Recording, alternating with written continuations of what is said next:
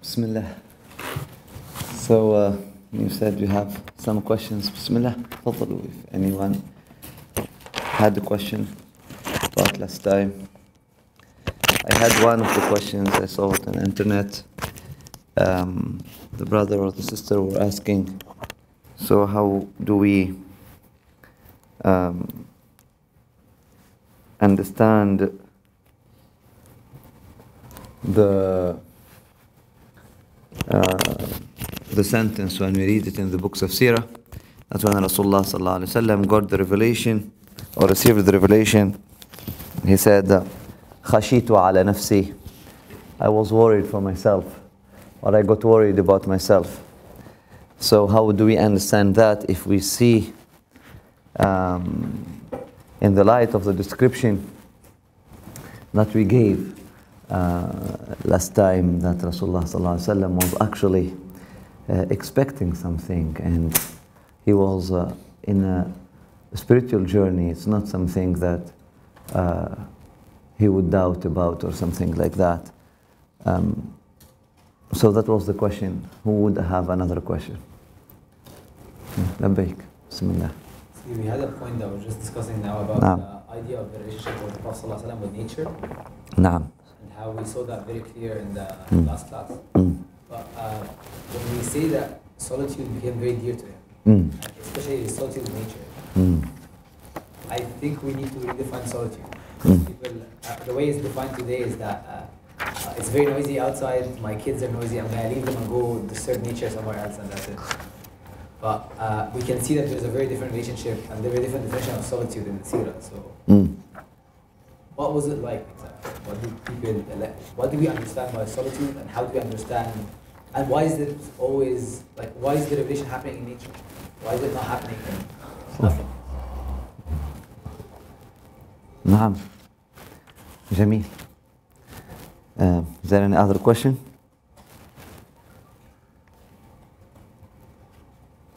Amen. Bismillah. Mike, it's related a bit to last class. We were talking about the person with the black stone. How it was a redefining moment in the life of the Prophet sallallahu alaihi wasallam. And I just wanted to ask that because of what's happening today in the Masjid al Aqsa, is there a...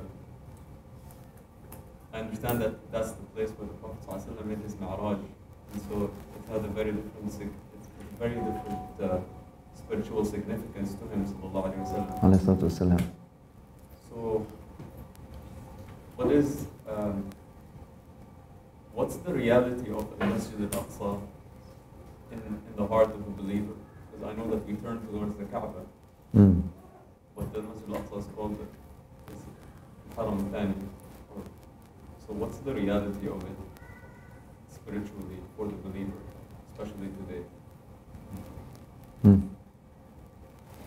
Jameel. Bismillah. Do you have any other question?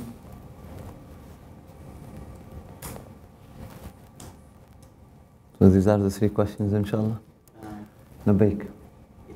More of the less of the content. I was thinking the way you described, or the way you taught the life of the Prophet ﷺ, it was very, to me, special. And I think that you said our generation is lacking living models. You made it living. You made it as we could see.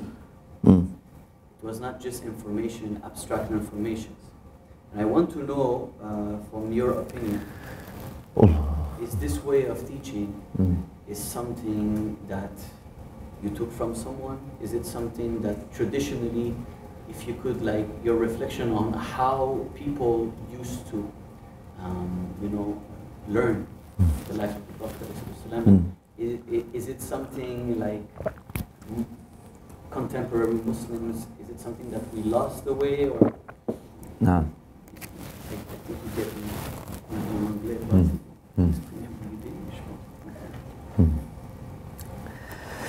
الحمد لله صلى الله وسلم وبارك على حبيبه ومصطفاه سيدنا محمد بن عبد الله. اللهم صل وسلم وبارك على سيدنا محمد وعلى آل سيدنا محمد وأذهب حزن قلبي في الدنيا والآخرة يا أرحم الراحمين يا رب العالمين.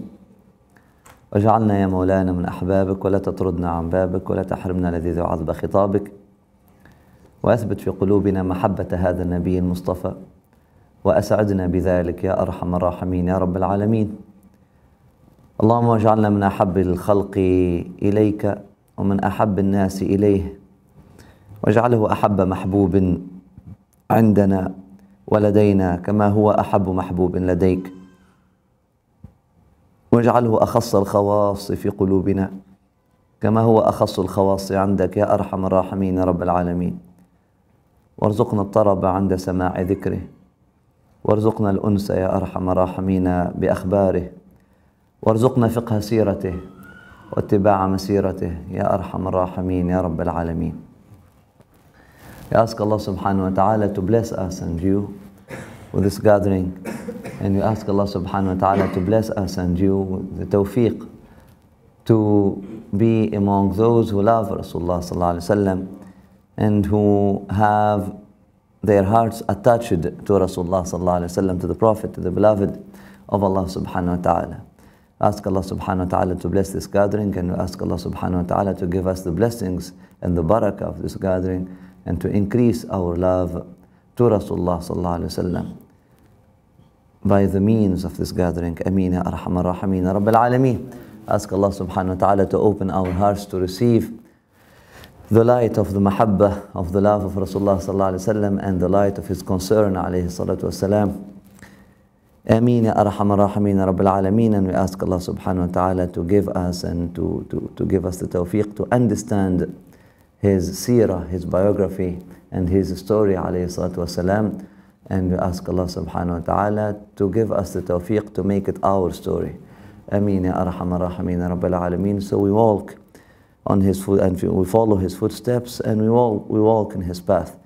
Ameen, ameen, ameen, ameen ya arhamar rahimin ya rabbil alameen.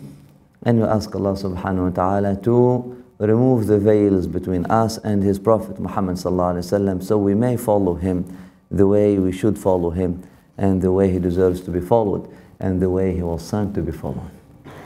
When we talk about veils and blockages, there are some physical veils, there are some time and space veils, but there are the biggest veils are the veils of paradigms, or the veils of perspectives, or also the veils of priorities. If our priorities are not the priorities of Rasulullah sallallahu alaihi wasallam, that would be a big veil.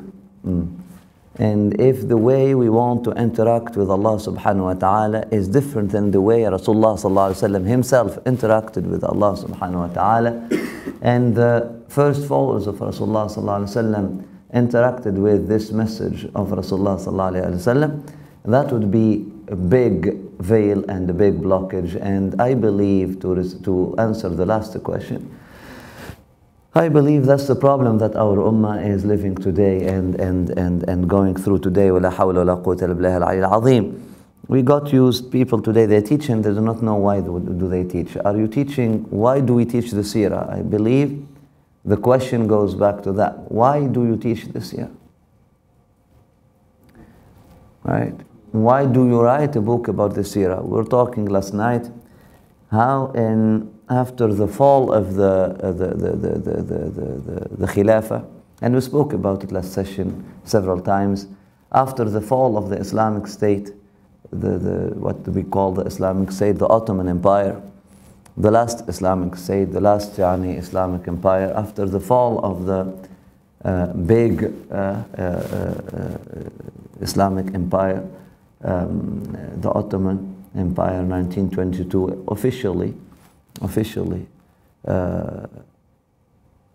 Muslims started becoming obsessed about the idea of how should we return back, how should we build again the Islamic State, how should we build again this project of one nation, one government, and one dustur and one constitution, etc.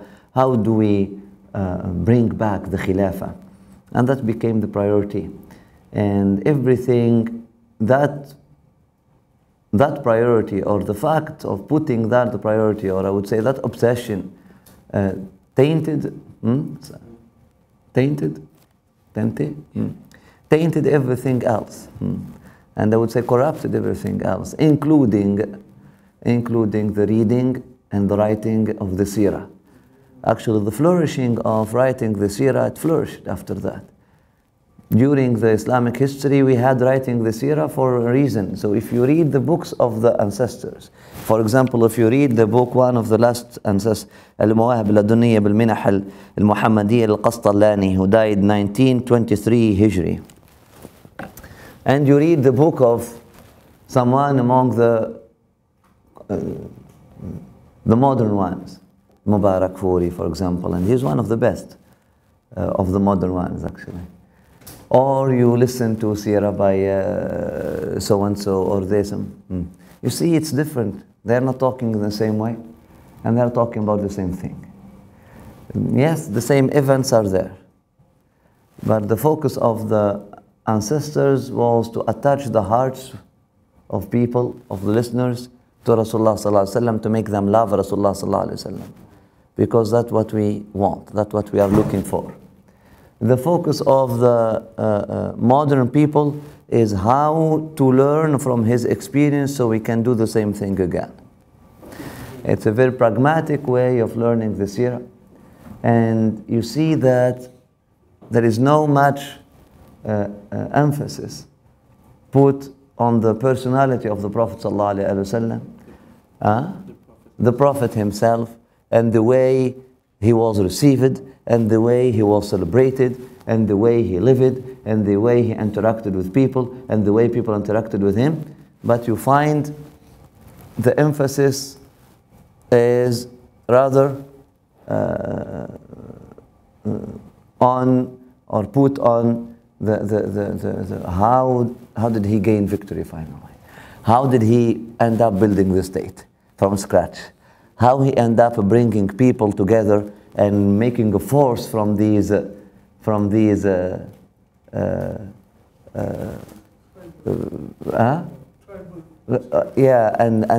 powerless, scattered tribes. How did he unite them together, and how did he bring them together and build a huge force out of them that caused the biggest empires of that time to collapse? Seriously. And just even if you remember the movie of Arisala, etc., you will see that the focus is put on that. I believe that's very unfair to faith, because what people need from a prophet is way more a method how to build a nation or how to build a community. What we need from the Prophet ﷺ is yes, we can learn from him how to build a community, and who better teacher?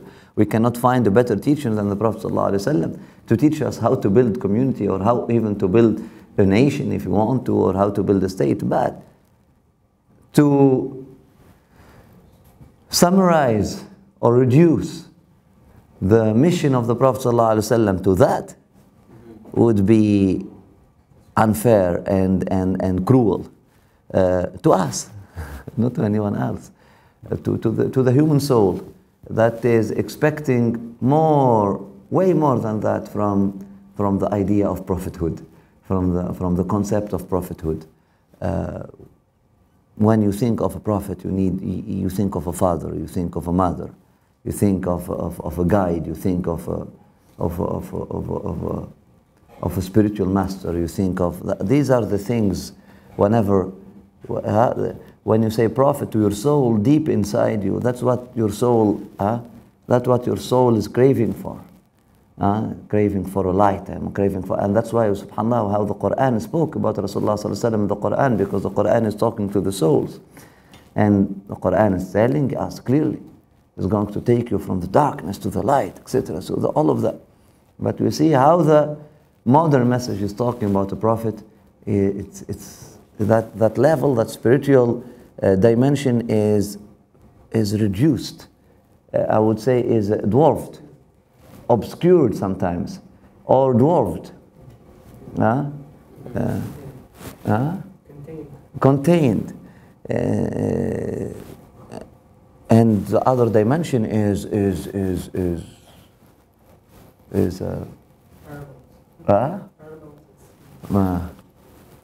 يعني enlarged, paramouted, عجيب. So if we see if you listen to the shuyukh who studied Seerah with their shuyukh, or studied Seerah with their shuyukh, etc., you will see the same energy. You will see the same energy. Wallahu wa rasuluhu a'lam. Same energy that you saw yesterday, last week, or something like that. طيب. So the priority, what is our priority? Is my priority to give you an exact information, 100%? I would give you the information that I know. But do we actually have an exact 100% information? Can anyone today claim that he's going to teach you the Seerah 100% like a movie, that how exactly things happen 100%? Every single event of the Seerah is a matter of khilaf. Every single date. We don't have one single date.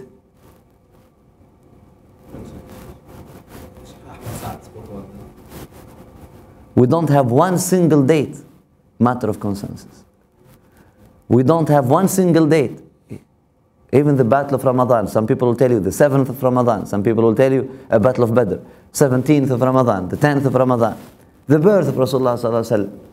Okay, the most common date, Monday, 12 Rabi' al-Awwal, but some people, arhamkumullah, some people tell you it is Ramadan, some people tell you it is Rajab, some people tell you وهكذا. Isra al-Mi'raj, which وهكذا, subhanallah. يعني, we find, but we know, we have an idea, we have a clear enough idea what happened and how things happened, etc., etc.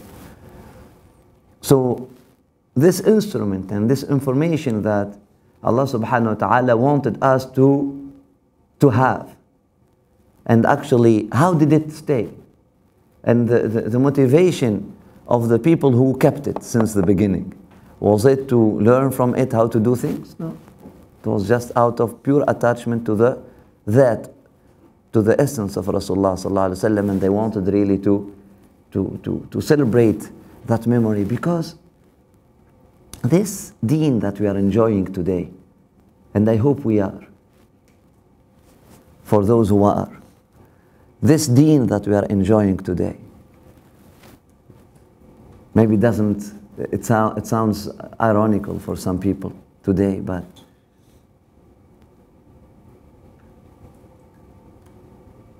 you are enjoying the practice of your deen, at least. You go to the masjid and air conditioner in the masjid, and you have wudu and plastic bottles everywhere. Ala kulli hal. So whatever your definition of enjoying, even if you are a materialist today, yani, subhanallah, we live in a time where the deen is, materially speaking, is way more accessible than any other time before. If you are a spiritual human being, then you understand that this deen is about being happy with Allah subhanahu wa ta'ala and being connected with Allah subhanahu wa ta'ala. Then this deen that you are enjoyed, how did that come? And that's the question that we should ask ourselves when we read the Seerah. How did this come? This food that we are eating, this drink that we are drinking. La ilaha illallah Muhammad Rasulullah sallallahu alayhi wa sallam. All of this, it is, we cannot say that we are struggling to get it. Things that are coming to us easily like this. How did they come to us? You have to think that there was a man behind that. There was someone behind that who cried a lot, who sacrificed a lot, who went through a genuine spiritual journey, who had to sacrifice many things, who had to be patient, who built a relationship with Allah subhanahu wa ta'ala so powerful and so true, and who was true to his promise. And with him there were people like that. And that's the question that we are answering whenever we are talking about the history of the Rasulullah sallallahu alaihi wasallam. And you take that from the Quran, because whenever Allah subhanahu wa ta'ala is talking about a prophet and the people about the prophet, and gives us a summary of the biography, that's what the focus is put on that. The focus is put on that. Look, this deen, O infant children of Israel, that you are taking today as a matter of tughyan and feeling proud about it and feeling exclusive and claiming that you are the best people on earth and being arrogant with everyone else, etc. How did that start? It started with people being massacred. It started with people being persecuted. It started with the Prophet. It started with the journey of Musa. How was he sincere, seeking the truth? How did he did not deviate from his mission? How? وهكذا. So that's, the priorities are not the same.